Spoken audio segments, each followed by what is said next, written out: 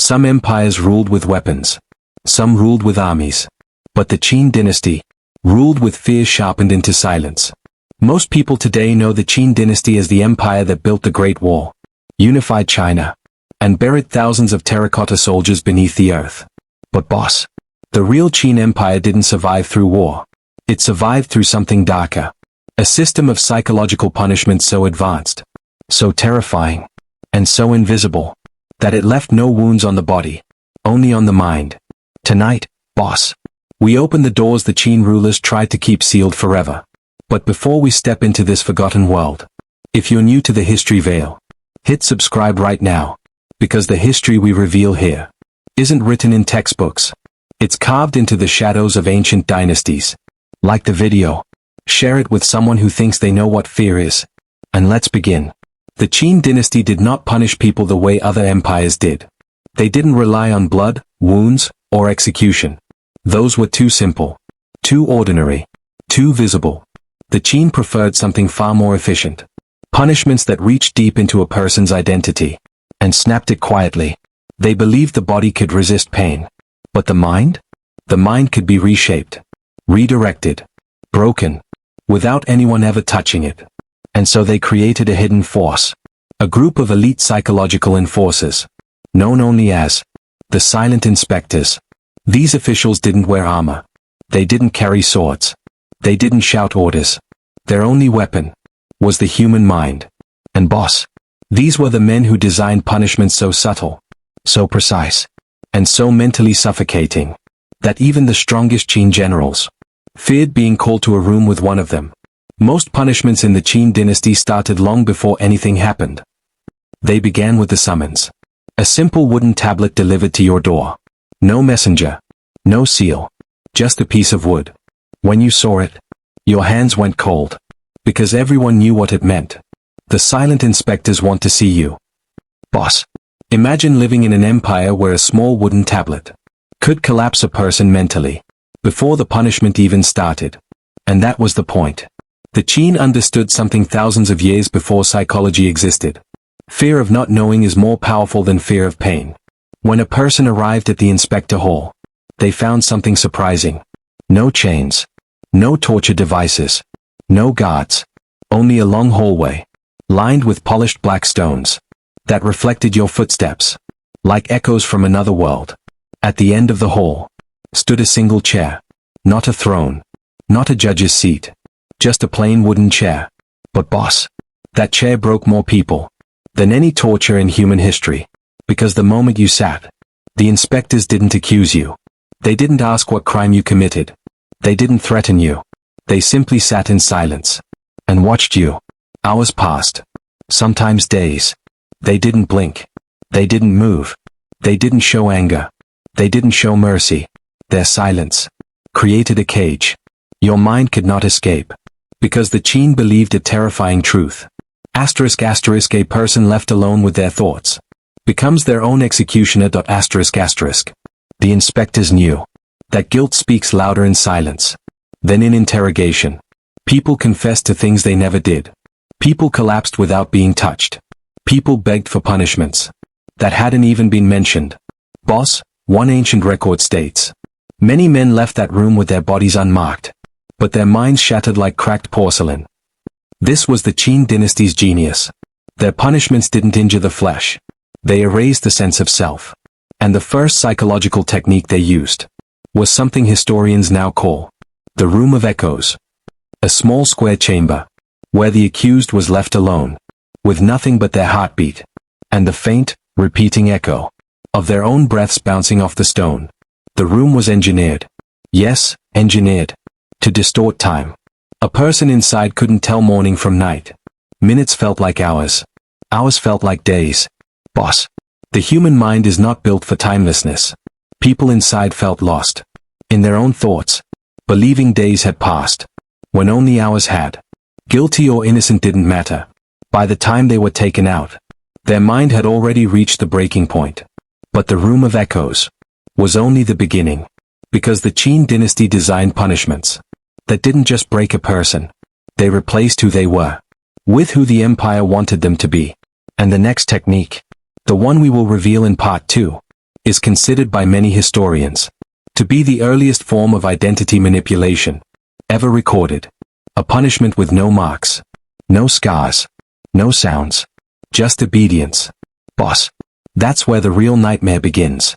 Most people who entered the room of echoes came out disoriented, frightened, and unsure of what they had done wrong. But the Qin dynasty wasn't interested in fear alone. Fear was only the first step. A door.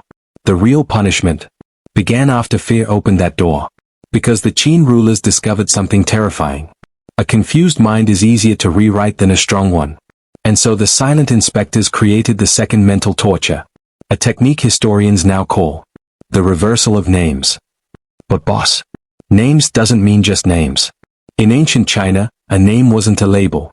It was a person's entire identity, their family, their past, their honor, their soul. To change a name was to change the person. And the Qin took full advantage of this belief. After a man survived the room of echoes, inspectors would lead him into a bright courtyard, filled with bamboo screens, painted with strange symbols. They would tell him, "You have been mistaken. Not you have committed a crime. Not you are guilty. Not you are innocent. Just, you have been mistaken." This single sentence destabilized reality. It implied he had lived his life incorrectly, that every memory he had was flawed, incomplete, fragile.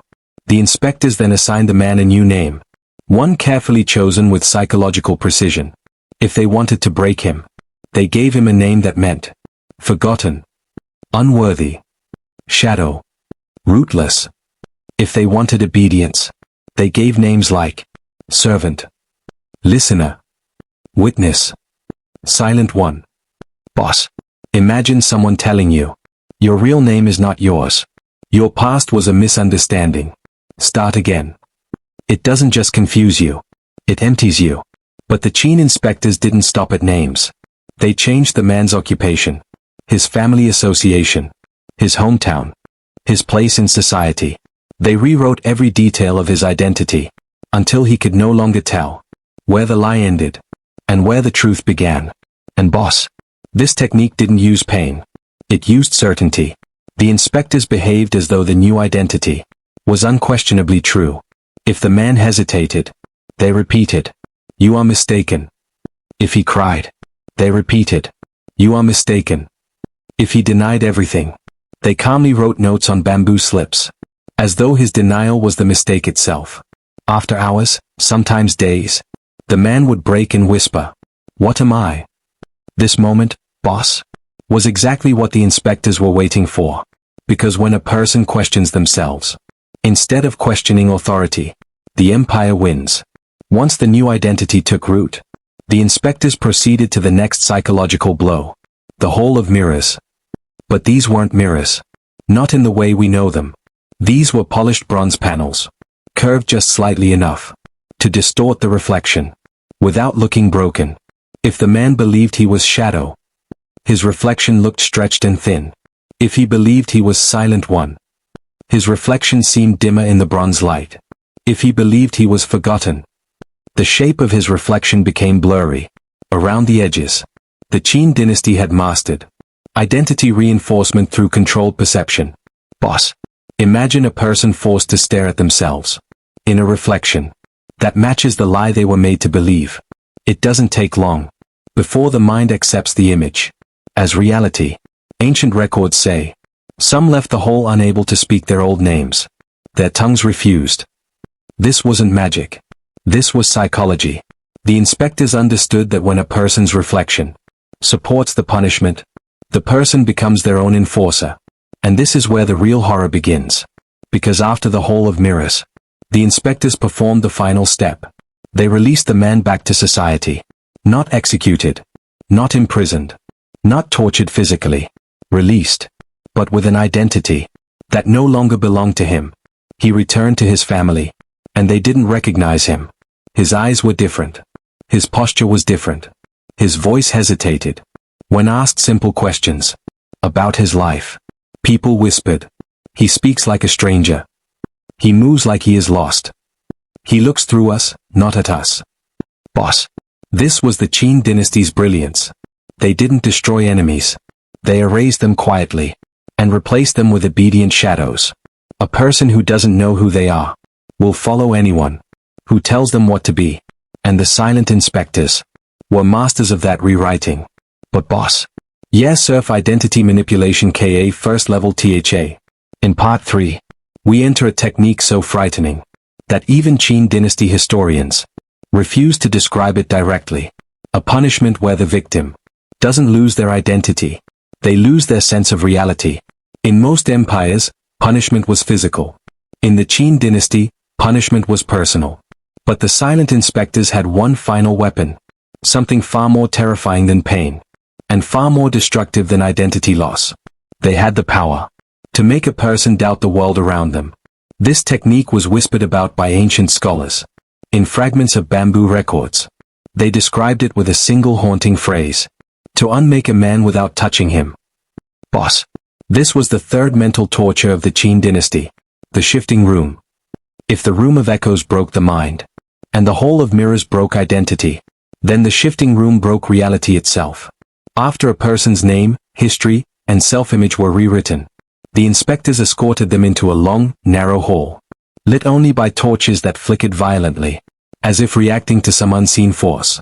The man was told, walk forward.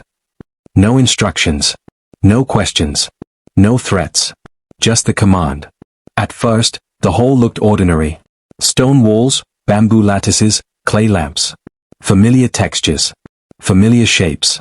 But as he walked deeper, something subtle began to change. The torches behind him no longer produced the same shadows. His footsteps didn't echo the way they should. The air felt heavier, as though the world itself had shifted 1 inch to the left. Boss. The mind notices small inconsistencies long before it understands them. A person may not scream, may not panic, but their heart begins to race, because the world is no longer playing by the rules. And that is exactly what the silent inspectors wanted. Halfway down the hall, the man would see a doorway, with a soft glow inside. He would step through it, and step back into the same hallway he just came from. Same torches, same shadows, same cracks on the stone. Everything the same, except for one thing. There was no door behind him. Boss. Imagine taking a step forward, and finding the world looped around you. Ancient writings say, men began to tremble without knowing why. But the room wasn't looping. Not physically.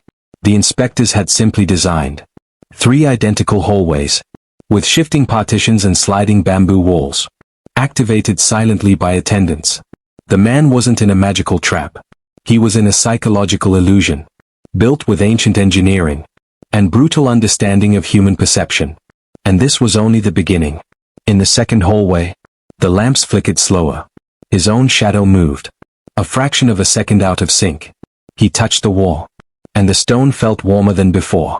Small inconsistencies, small distortions, small fractures in reality, enough to make the brain whisper, something is wrong. In the third hallway, things changed again.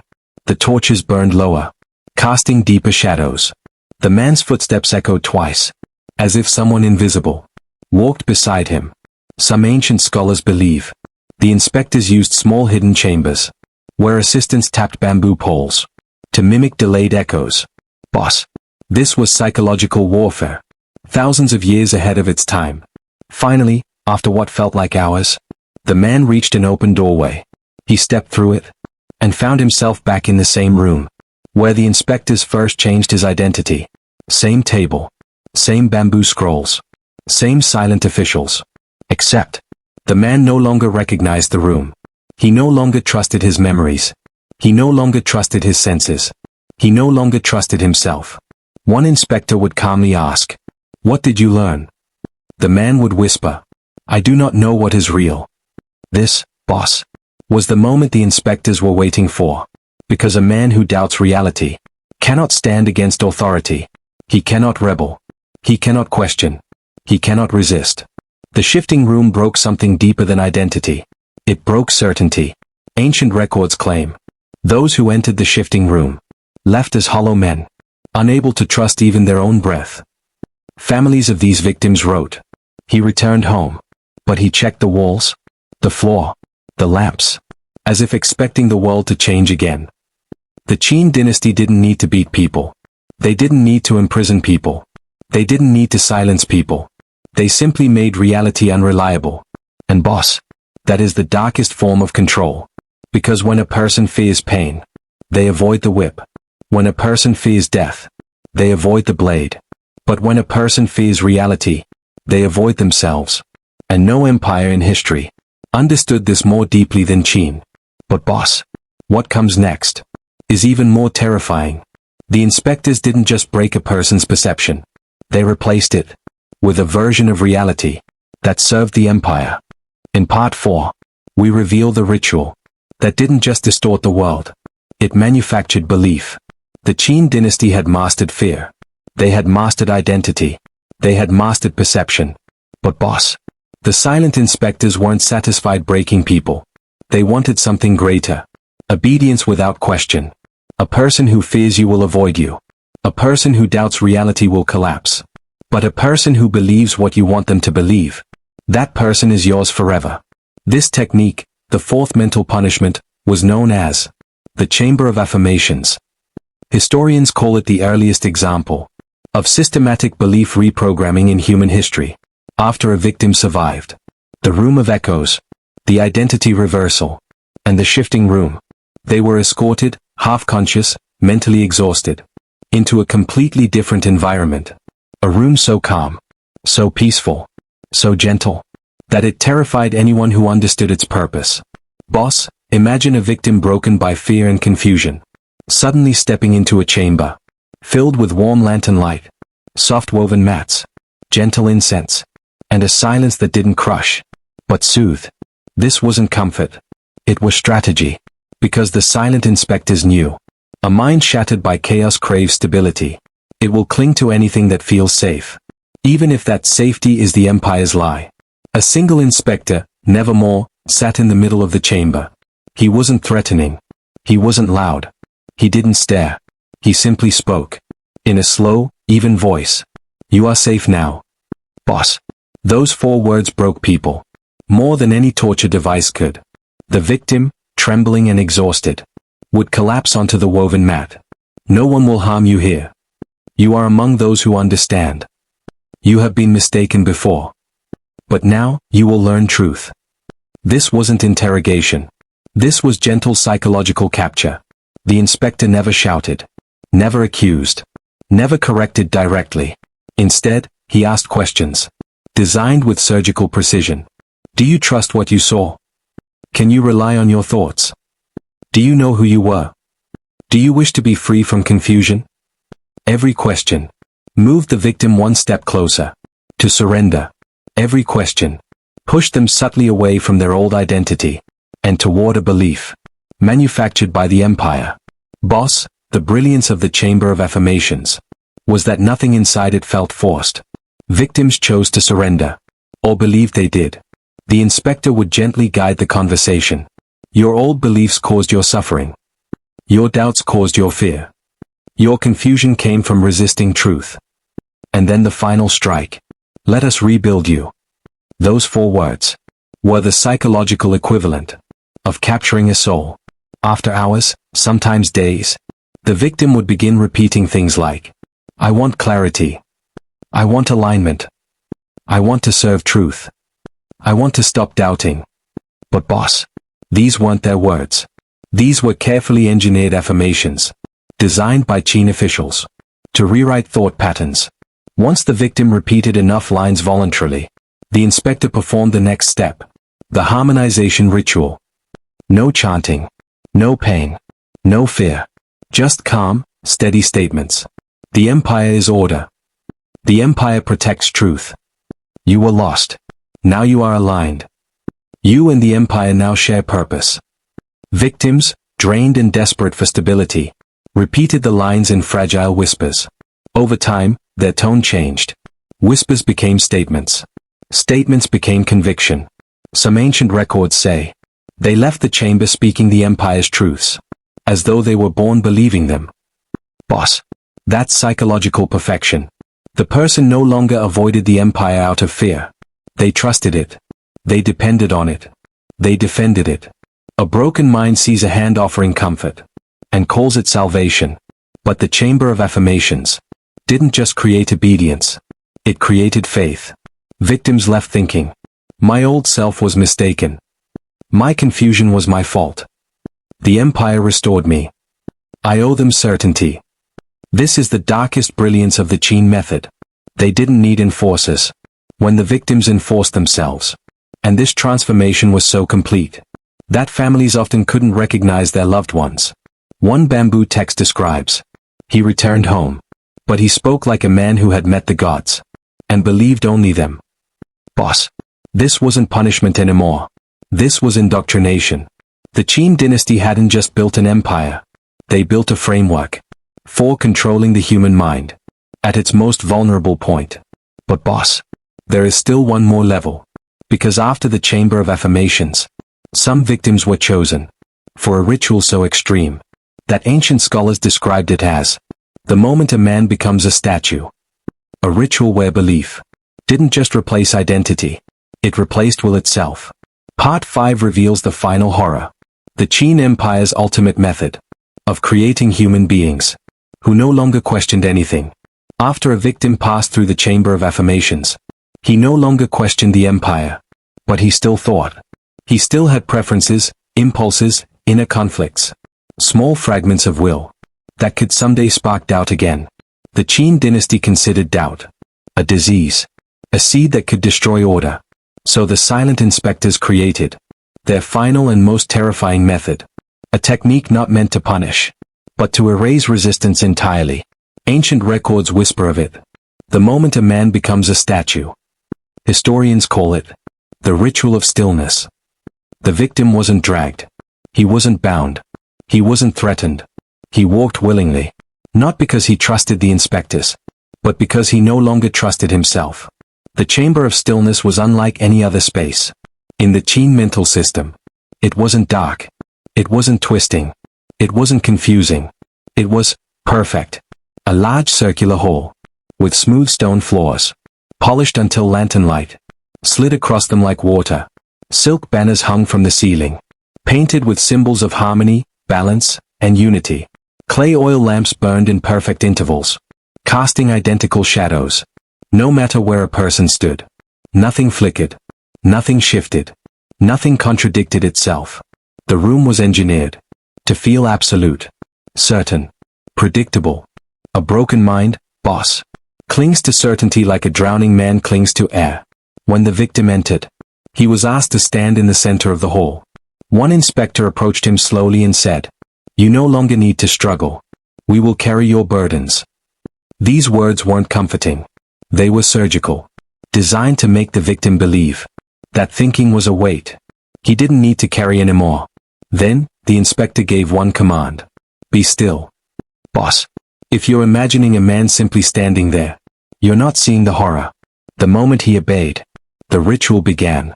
4 inspectors stepped into the room, positioning themselves around him at 4 cardinal points: north, south, east, west. Each one held a bamboo tube containing small clay pellets. They weren't weapons. They weren't harmful. They were auditory anchors. One by one, each inspector dropped a pellet onto the floor. The sound was small, a soft, controlled tick, echoing across the chamber. Then another pellet. Then another. Slow, precise, rhythmic. Tick, tick, tick. Boss, the pellets weren't random. They were timed to sync with the victim's breathing pattern, recorded earlier during the Chamber of Affirmations. And when a person's breath matches an external rhythm, their mind begins to shut down its own tempo. The inspectors watched carefully. If the victim's breathing drifted, they adjusted the rhythm until his breath aligned again. This alignment had one purpose: to suppress spontaneous thought. This is something modern psychology studies now, but the Qin dynasty discovered it 2,200 years ago. When rhythm controls breath, breath controls thought. After several minutes, the victim's shoulders dropped, his eyes unfocused, his jaw loosened slightly. This was called the first stillness. But the ritual didn't end here. Next, one inspector spoke gently. "Release your burdens. Let the empire think for you." The victim, drained mentally, often whispered, Yes. Take it. At this moment, the 4 inspectors circled him, dropping pellets faster. Not enough to startle, but enough to overwhelm any stray thought trying to surface. Tick tick tick tick. Their voices laid quietly. You no longer need your doubts. You no longer need your choices. You no longer need your will. Let harmony enter. These weren't commands. They were permissions. A broken man doesn't resist permission. And then came the final stage. The complete stillness. One inspector stepped forward and gently touched the victim's forehead with a small carved wooden seal. He spoke the final phrase. Be as the empire is, unmoving in purpose. And the victim froze. Not paralyzed. Not terrified. Frozen in acceptance. Something inside him, the last flicker of independent thought, dimmed quietly. Ancient texts say, some remained standing in stillness long after the inspectors left. Their breath shallow. Their eyes hollow. Their will forgotten. Boss. This wasn't torture. It wasn't punishment. It was spiritual suffocation. A ritualistic euthanasia of the self. When the man finally walked out of the chamber, he didn't move like a human being. He moved like a decision. Like something shaped, not born. Families reported. He stood with us. But his gaze did not belong to any world we knew. Neighbors whispered. He obeys before being asked. And the silent inspectors wrote in bamboo archives. A still man is a loyal man. A loyal man is an unthinking man. An unthinking man is eternal. This is how the Qin dynasty maintained control. Not for years, but for generations. They didn't build obedience. They built emptiness. An empire that rules the body can fall. But an empire that rules the mind can survive even after it dies. And that's the true horror of the Qin legacy.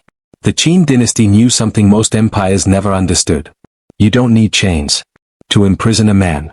You don't need wounds to break him. You don't need threats to silence him.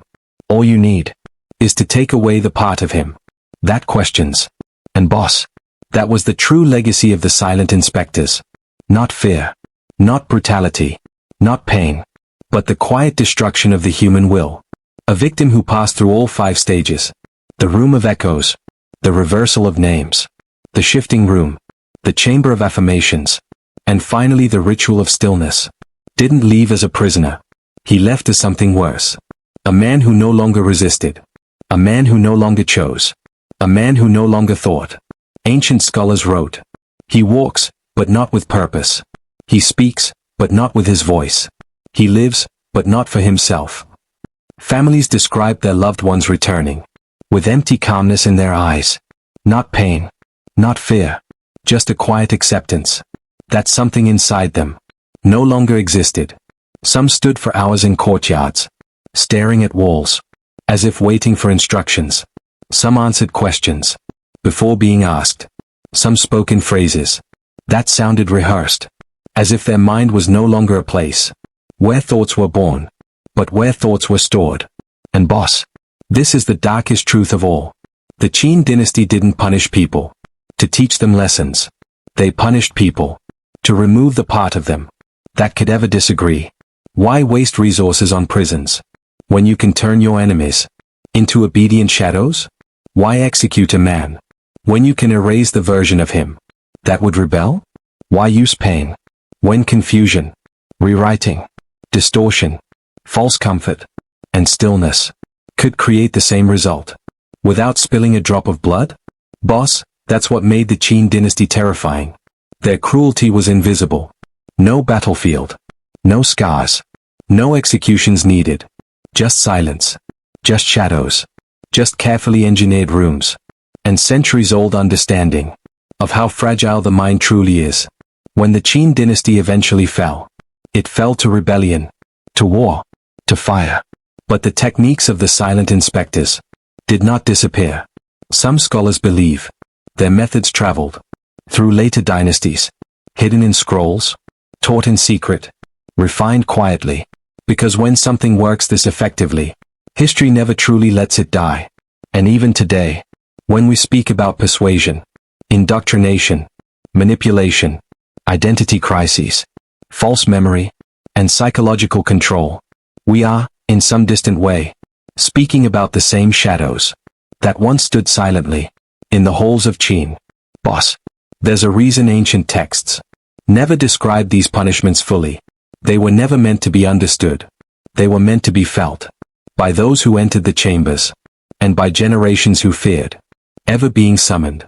One final quote survives from a scholar who lived through the Qin era. The strongest prison is the one built inside the mind. And that is the ultimate horror. Because fear dies, pain fades, empires fall.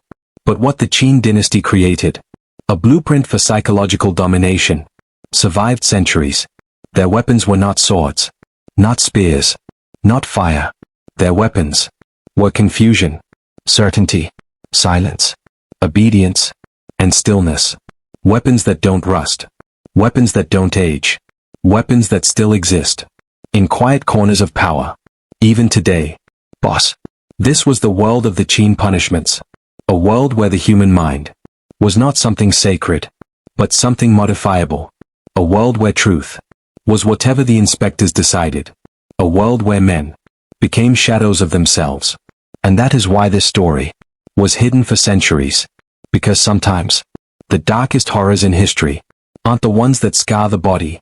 They're the ones that silence the mind.